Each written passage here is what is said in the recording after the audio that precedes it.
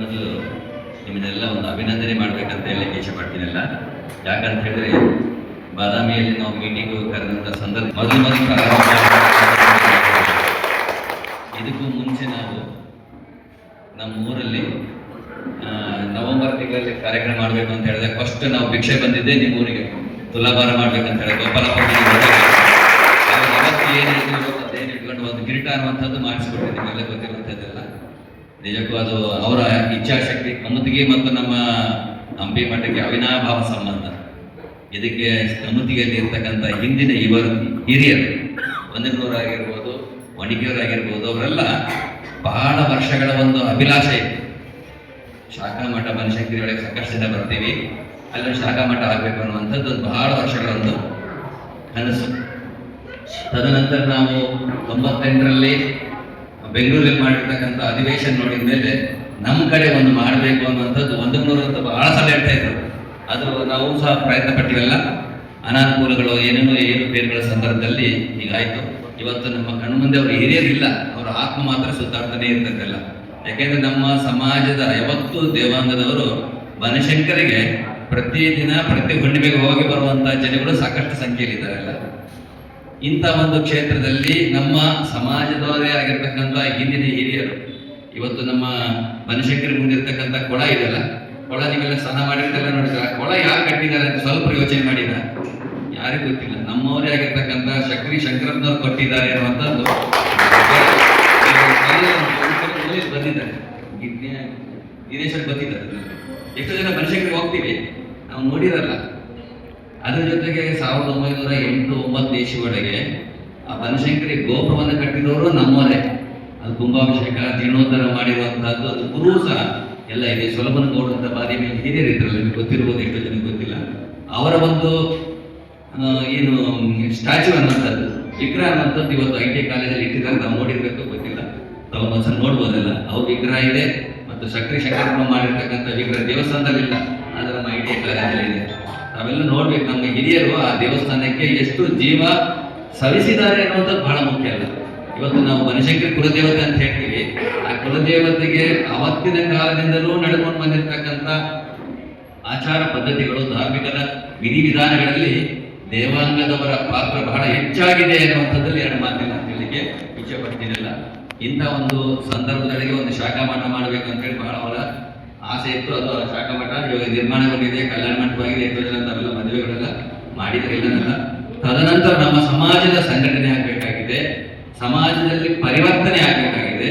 ಸಮಾಜದಲ್ಲಿರ್ತಕ್ಕಂಥ ಏನು ಒಂದು ಕೊರತೆಗಳಿದಾವೆಲ್ಲ ಅದನ್ನು ಹೋಗಲಾಡಿಸಕ್ಕೆ ನಮಗೆ ಸಮಾವೇಶ ಅನ್ನುವಂಥದ್ದು ಅವಶ್ಯಕವಾಗಿ ಬೇಕಾಗಿರುವಂತಹದ್ದು. ಇವತ್ತು ಹಿಂದಿನ ಹಿರಿಯರು ಸಂಕಲ್ಪ ಮಾಡಿರ್ತಕ್ಕಂಥದ್ದು ಇವತ್ತು ನಾವು ಮಾಡಲಿಕ್ಕೆ ಇಷ್ಟು ವರ್ಷ ತಗೊಳ್ತು ಅನ್ನೋದಕ್ಕೆ ಒಂದು ಉದಾಹರಣೆ ಅಲ್ಲ.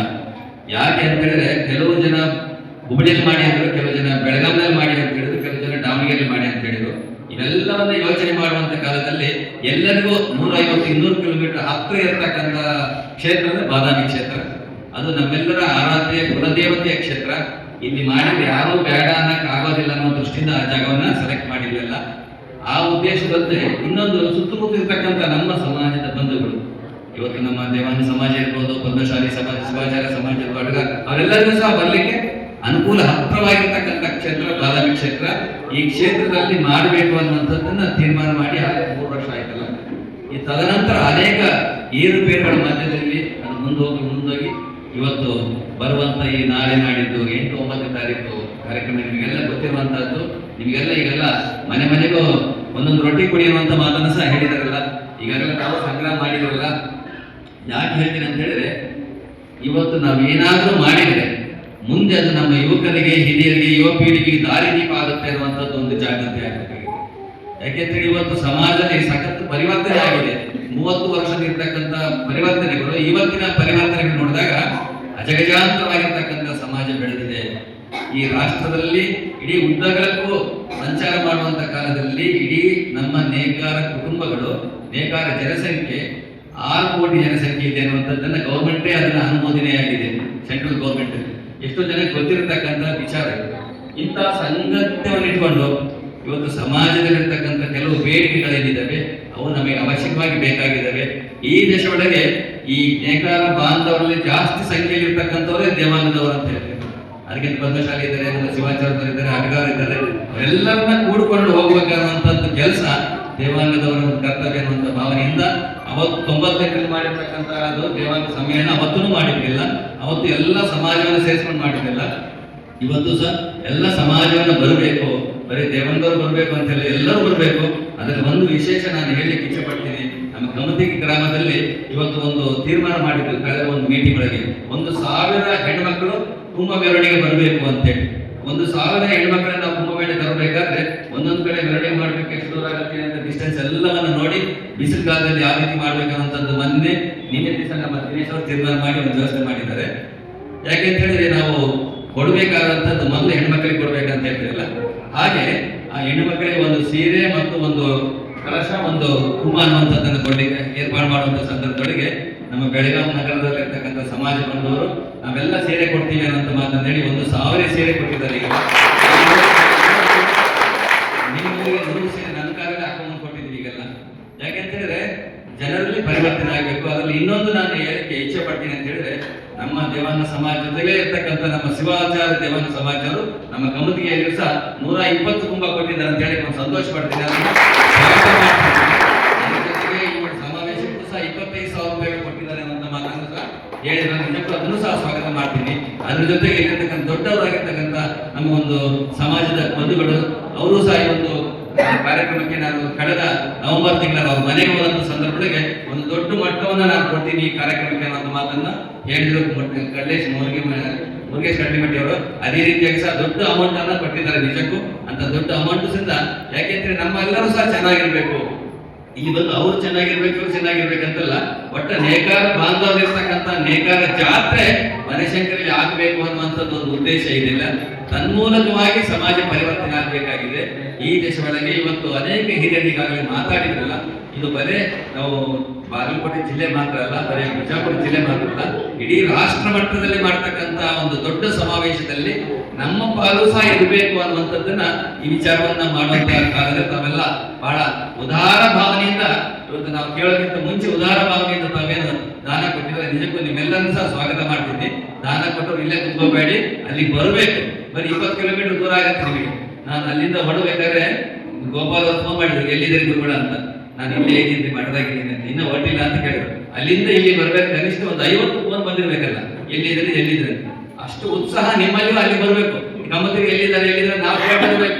ಆ ರೀತಿಯಲ್ಲಿ ನೀವು ಬರ್ಬೇಕಲ್ಲ, ಯಾಕೆಂದ್ರೆ ಬಹಳ ದೂರ ಇಲ್ಲ, ಎಷ್ಟೋ ದೂರ 800 ಕಿಲೋಮೀಟರ್ ದೂರ ಇರ್ತಕ್ಕಂಥವ್ರು ಬರ್ತಾರೆ. ಮತ್ತೆ ಛತ್ತೀಸ್ಗಢದಿಂದ ಸುಮಾರು ನಮಗೆ ಒಂದು 1200 ಕಿಲೋಮೀಟರ್ ದೂರ ಇರ್ತಕ್ಕಂಥ ಅಲ್ಲಿ ಜನಗಳು ಬರ್ತಾರೆ. ಅಷ್ಟು ದೂರದಿಂದ ಬರುವಂತವ್ರು ನಮ್ಮ ಒಂದು ಆತಿಥ್ಯವನ್ನು ಸ್ವೀಕರಿಸ್ತಾರೆ. ಆ ದೇಶದಿಂದ ಇಡೀ ರಾಷ್ಟ್ರಕ್ಕೆ ಬೇರೆ ಬೇರೆ ಮೂಲೆಯಿಂದ ಬಂದಂತವ್ರಿಗೆ ಎಲ್ಲರಿಗೂ ಸಹ ನಾವು ಉತ್ತರ ಕರ್ನಾಟಕ ಊಟವನ್ನೇ ಕೊಡ್ತೀವಿ ಅನ್ನುವಂಥದ್ದನ್ನು ಹೇಳಿದ್ರಲ್ಲ,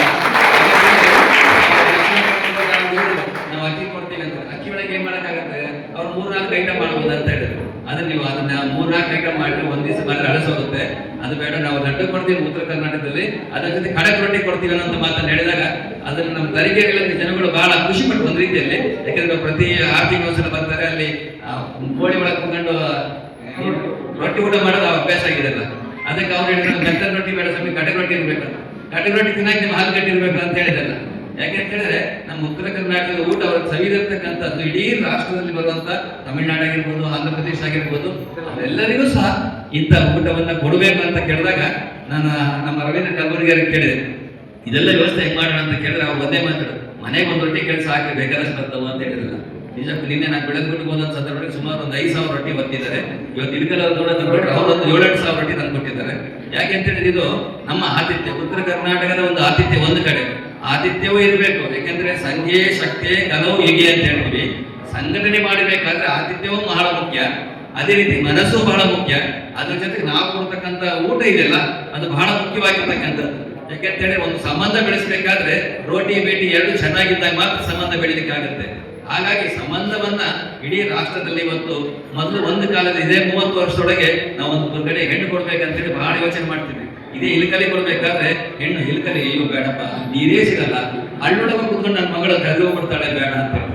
ಅದೇ ಗದಗ ಬೆಳಿಗ್ಗೆ ಕೊಡೋದ್ರೆ ಅಲ್ಲಿ ನೀರೇ ಸಿಗಲ್ಲವಾ, ತಿಂಗಳಿಗೆ ಒಂದ್ಸಲ ನೀರು ಕೊಡ್ತಾರೆ ಬೇಡ ಅಂತ ಹೇಳಿ. ಇಂಥ ಕಾಲಘಟ್ಟ ಅವತ್ತಿನ ಕಾಲದಲ್ಲಿ ಇತ್ತು. ಇವತ್ತಿನ ಕಾಲದಲ್ಲಿ ನಿನ್ನ ಮಗ ಎಲ್ಲಿದ್ದಾನೆ, ನನ್ನ ಮಗ ಅಮೇರಿಕಲ್ಲಿದ್ದಾನೆ, ನನ್ನ ಮಗ ಫಾರಿನ್ನಿಗಿದ್ದಾನೆ, ನನ್ನ ಮಗ ಸಿಂಗಾಪುರ್ಲಿದ್ದಾನೆ, ಸೊಸಿ ಹುಡುಕಾಟದಲ್ಲಿ ಅಲ್ಲಿದ್ದ ಸೊಸಿನೇ ಬೇಕು ನನಗೆ, ಇಲ್ಲಿರ್ತಕ್ಕಂಥವ್ರು ಅಲ್ಲಿ ಕೆಲಸ ಮಾಡೋಂಥವ್ರೇ ಬೇಕಂತ ಹೇಳಿದ್ರೆ ಎಷ್ಟು ಬದಲಾವಣೆ ಆಗಿದೆ, ನಾವು ಜೀವನದೊಳಗೆ ಎಷ್ಟು ಪರಿವರ್ತನೆ ಆಗಿದೆ.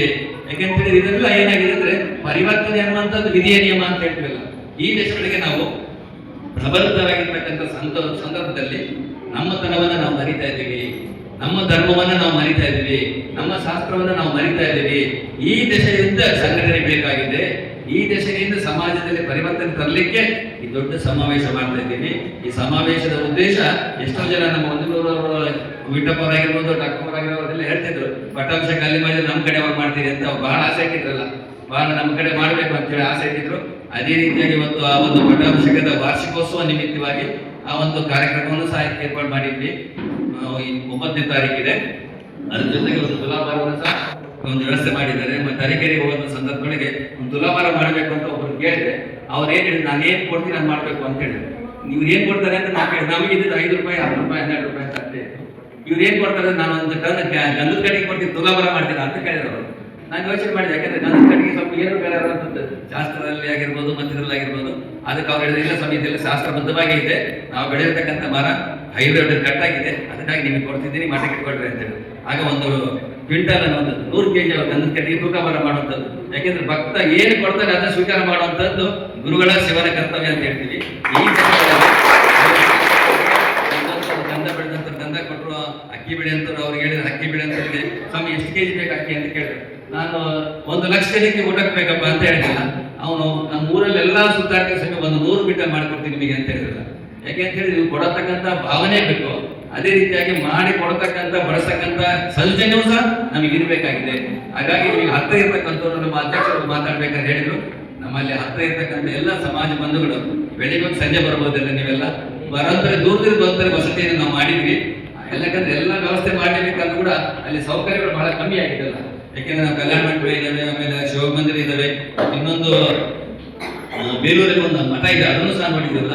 ಒಂದೊಂದು ಕಡೆ ಎಷ್ಟು ಜನ ಸಾಕ್ತಾರೆ ಎಲ್ಲವನ್ನು ವ್ಯವಸ್ಥೆ ಮಾಡಿದ್ವಿ. ಆದ್ರೆ ಹತ್ರ ಇದ್ದಾಗ ನಾವೇನು ಮಾಡೋಕ್ಕಾಗಿಲ್ಲ ಅಲ್ಲಿ. ಯಾಕೆಂದ್ರೆ ಬೆಳಿಗ್ಗೆ ಸಂಜೆ ಬರುವಂಥದ್ದು ಎಲ್ಲರೂ ಗಾಡಿ ಇಟ್ಟಿರ್ತಾರೆ, ಬೆಳಿಗ್ಗೆ ಸಂಜೆ ಬರುವಂತ ಒಂದು ವ್ಯವಸ್ಥೆ ಮಾಡ್ಕೊಳ್ಳಿ. ಅಲ್ಲಿ ವ್ಯವಸ್ಥೆ ಇದ್ದು ಸಹ ಅಲ್ಲೇ ಪೆಂಡಲ್ಲೇ ಉಳ್ಕೊಳ್ಳೋದು ನಮ್ದೇನು ಅಭ್ಯಂತರ, ಅಲ್ಲೇ ಉಳ್ಕೊಳ್ಳಿ ಅಲ್ಲೇ ಬರ್ಕೊಳ್ಳಿ ಬೇಡದಂಗಿಲ್ಲ. ಆದ್ರೆ ಎಲ್ಲರೂ ಸಹ ನಾವು ಕಾರ್ಯಕ್ರಮ ಬಂದು ಈ ಕಾರ್ಯಕ್ರಮವನ್ನ ಅಭೂತೋ ಭವಿಷ್ಯಕ್ಕೆ ಅನ್ನುವ ರೀತಿಯಲ್ಲಿ ಮಾಡಿ ತೋರಿಸಿದಾಗ ಮಾತ್ರ ನಮ್ಮ ಮುಂದಿನ ದಾರಿ ಸುಗಮವಾಗುತ್ತೆ. ಮುಂದಿನ ದಾರಿಯೊಳಗೆ ನಮ್ಮ ಶಕ್ತಿಯನ್ನ ನಮ್ಮ ತನವನ್ನ ಉಳಿಸ್ಕೊಳ್ಳಿಕ್ಕೆ ಅನುಕೂಲ ಆಗುತ್ತೆ ಅನ್ನುವಂತ ಮಾತನ್ನು ಈ ಸಂದರ್ಭದಲ್ಲಿ ಹೇಳಿಕ್ಕೆ ಇಚ್ಛೆ ಪಡ್ತೀನಿ. ಈ ದೇಶದೊಳಗೆ ಎಷ್ಟೋ ದೂರದಿಂದ ಬರ್ತಕ್ಕಂಥ ನಮ್ಮ ಸಮಾಜ ಬಾಂಧವರಿಗೆ ನಿಮ್ಮ ಕೈಲಾಗಿ ಕೊಡ್ಬೇಕಾಗಿಲ್ಲ, ಎಲ್ಲ ವ್ಯವಸ್ಥೆ ಇರುತ್ತೆ. ಆದ್ರೆ ಏನಾಗಿದೆ, ನಮಗೆ ವಾಲಂಟಿಯರ್ ಬಹಳ ಕಷ್ಟ ಆಗಿದೆ, ಕೆಲಸ ಮಾಡುವಂತವ್ರು ಬಹಳ ಕಮ್ಮಿ ಆಗಿದ್ದಾರಲ್ಲ. ಅದಕ್ಕೆ ಇರ್ತಕ್ಕಂಥ ಯುವಕರಾಗಿರ್ಬೋದು, ಯುವತಿಯರಾಗಿರ್ಬೋದು, ಮಹಿಳಾ ಮಂಡಳಿ ಆಗಿರ್ಬೋದು, ಸ್ವಲ್ಪ ಅವರಿಗೆ ಅಂತ ಆದ್ಯತೆ ತೋರಿಸಿದ್ರೆ ಜೀವನ ಪರ್ಯಂತವಾಗಿ ನಿಮ್ಮೂರನ್ನ ನಾವು ಯಾವತ್ತೂ ಮರೆಯೋದಿಲ್ಲ. ಹಾಗಾಗಿ ಸಂಬಂಧವನ್ನು ಗಟ್ಟಿ ಊರಿಂದ ಬಂದ ನಂತರ ಅತಿಥಿಯನ್ನ ದೇವರ ರೂಪದಲ್ಲಿ ಕಂಡಾಗ ದೇವರು ಯಾವತ್ತೂ ನಮಗೆ ಶೋಭೆಯನ್ನ ಕೊಡ್ತಾನೆ, ಆಶೀರ್ವಾದ ಮಾಡ್ತಾನೆ ಅಂತ ಹೇಳ್ತೀವಿ. ಈ ದೇಶದೊಳಗೆ ನಾವು ಸಮಾಜವನ್ನ, ಯಾಕೆಂದ್ರೆ ಮೊದಲೇ ನಮ್ಮ ಸಮಾಜ ಬಹಳ ಸೌಜನ್ಯವಾಗಿರ್ತಕ್ಕಂಥ ಸಮಾಜ. ಯಾರ ಜೊತೆ ಜಗಳಾಡಕ್ ಹೋಗಲ್ಲ, ಯಾರ ಜೊತೆ ಗುದ್ದಾಡಕ್ ಹೋಗಲ್ಲ, ಯಾರಿಗೂ ಸಹ ನಾವು ನೋವು ಮಾಡಕ್ ಹೋಗಲ್ಲ. ಏನೇ ಜಗಳಾಡೋದಾಗ್ಲಿ ಏನೇ ನಮ್ಮೊಳಗೆ ನಾವು ಮಾಡ್ತಕ್ಕಂಥದ್ದಿದ್ದೀವಿ. ಇಂತಹ ದೇಶದೊಳಗೆ ಅಲ್ಲಿ ಬರ್ತಕ್ಕಂಥ ಎಲ್ಲ ಸಮಾಜ ಬಾಂಧವರು 100ಕ್ಕೆ 90% ದೇವಾಂಗದವರೇ ಆಗಿರ್ತಾರೆ, ಇನ್ನು 10% ಶಿವಾಚಾರ್ಯರಾಗಿರ್ತಾರೆ, ಇನ್ನು 10% ನಮ್ಮ ಪದ್ಮಶಾಲಿ ಪಟ್ಟ ಎಲ್ಲ ಸಮಾಜ ಬಾಂಧವರಿಗೆ ನಾವು ಆಹ್ವಾನ ಕೊಟ್ಟಿದ್ವಿ. ಎಲ್ಲರೂ ಸಹ ಬನ್ನಿ ಅಂತ ಹೇಳಿದ್ವಿ. ಯಾಕಂದ್ರೆ ನಮ್ಮೆಲ್ಲರ ಆಚಾರ್ಯ ಆಗಿರ್ತಕ್ಕಂಥ ಹೊಣೆ ನಮ್ಮ ಸಮಾಜದ ಮೇಲಿದೆ. ಹಾಗಾಗಿ ಅವರೆಲ್ಲರನ್ನು ಕರೆದಿದ್ದೀವಲ್ಲ, ಇವರೆಲ್ಲರೂ ನಮ್ಮವರು ಅಂತ ಕೇಳಿದಾಗ ಮಾತ್ರ ನಮ್ಮ ನೇಕಾರ ಜಾತ್ರೆ ಯಶಸ್ವಿ ಆಗುತ್ತೆ.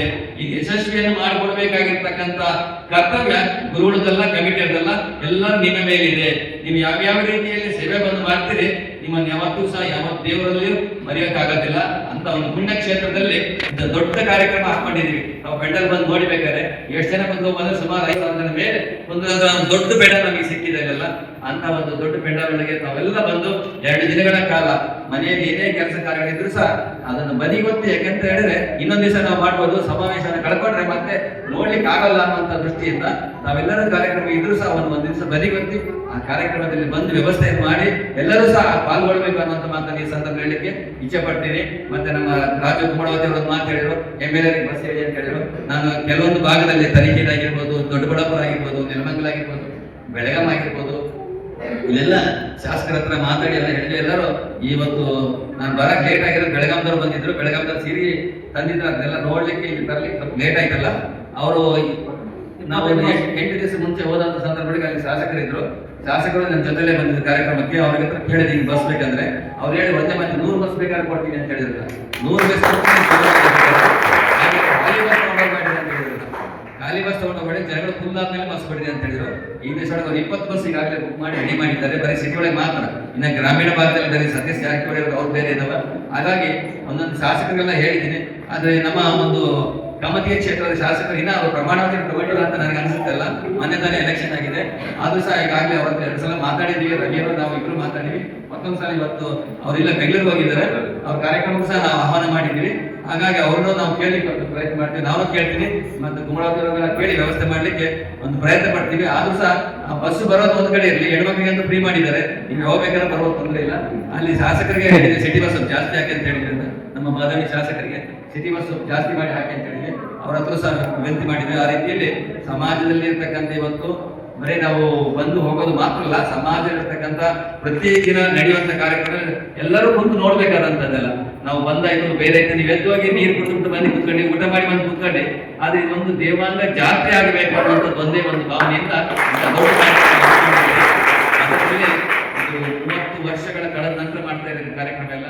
ಯಾಕೆಂದ್ರೆ 98 ಆದ್ಮೇಲೆ ಇಷ್ಟು ದೊಡ್ಡ ಕಾರ್ಯಕ್ರಮ ನಮ್ಮ ಕರ್ನಾಟಕದಲ್ಲಿ ಇಲ್ಲಿವರೆಗೂ ಎಲ್ಲೇ ಮಾಡಿಲ್ಲ. ಇದು ಉತ್ತರ ಕರ್ನಾಟಕದಲ್ಲಿ ಮೊಟ್ಟ ಮೊದಲು ದೊಡ್ಡ ಕಾರ್ಯಕ್ರಮ ಅಂತ ಹೇಳಕ್ಕೆ ಒಂದು ಇಚ್ಛೆ ಪಡ್ತಿರಲ್ಲ. ಈಗ ಎಲ್ಲರೂ ಸಹ ಕುಟುಂಬ ಸಮೇತರಾಗಿ, ಸ್ನೇಹಿತರಾಗಿ ಎಲ್ಲರೂ ಕರ್ಕೊಂಡ್ಬನ್ನಿ, ಎಲ್ಲರೂ ಕಾರ್ಯಕ್ರಮ ಬಂದು ಈ ಕಾರ್ಯಕ್ರಮವನ್ನು ಯಶಸ್ವಿಯಾಗಿ ಮಾಡೋಣ. ಈ ಕಾರ್ಯಕ್ರಮದಿಂದ ಸಮಾಜಕ್ಕೆ ಉತ್ತಮವಾದಂತಹ ಫಲಗಳನ್ನು ನಿರೀಕ್ಷಣೆ ಮಾಡೋಣ ಅಂತ ಮಾತನ್ನ ಏಕೋಭಾವನೆಯಿಂದ ನಾವು ಸ್ವೀಕರಣೆ ಮಾಡಿ ಈ ಕಾರ್ಯಕ್ರಮವನ್ನು ಯಶಸ್ವಿ ಮಾಡೋಣ ಅಂತ ಮಾತನ್ನು ಹೇಳಿ ನಮ್ಮ 2 ಮಾತನ್ನ ಮುಕ್ತಾಯ ಮಾಡ್ತೀವಿ. ಜೈ ದೇವಾಂಗ, ಜೈ ದೇವಾಂಗ.